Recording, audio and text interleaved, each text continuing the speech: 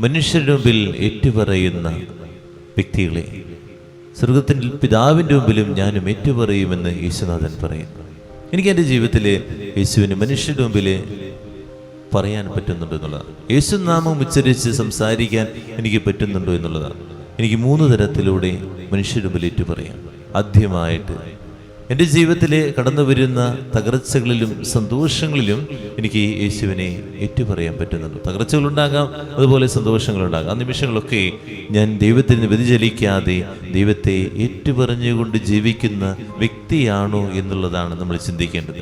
രണ്ടാമതായിട്ട് രോഗാവസ്ഥ വരുമ്പോഴേക്കും അല്ലെങ്കിൽ എൻ്റെ ജീവിതത്തിൽ എന്തെങ്കിലും ബുദ്ധിമുട്ട് വരുമ്പോഴേക്കും നമ്മൾ തള്ളിപ്പറയുന്ന വ്യക്തിയായിട്ട് മാറുന്നുണ്ട്. ആ രോഗാവസ്ഥകളിൽ സന്തോഷത്തോടുകൂടി നമ്മൾ ദൈവത്തെ സ്തുതിച്ച് പറയുമ്പോൾ അതിലൂടെ എന്നെ കാണാൻ വരുന്ന വ്യക്തികൾക്കൊക്കെ ദൈവത്തെ കിട്ടുകയാണ്, ദൈവത്തിൻ്റെ ചൈതന്യം കിട്ടുകയാണ്.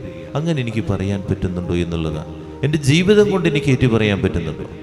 എൻ്റെ ഉള്ളിലുണ്ട്, പക്ഷേ പ്രവൃത്തിയിൽ കടന്നു വരുന്നില്ല. ഞാൻ ചെയ്യുന്ന നന്മകൾ, ഞാൻ ചെയ്യുന്ന കുറേയേറെ കാരുണ്യങ്ങൾ, ഇതൊക്കെ ഈ പ്രവൃത്തിയിലൂടെ യേശുവിന് മറ്റുള്ളവർക്ക് കിട്ടുകയാണ്. ഇതൊക്കെയാണ് മനുഷ്യരുടെ മുമ്പിൽ യേശുവിനെ ഏറ്റുപറയുക എന്നുള്ളത്.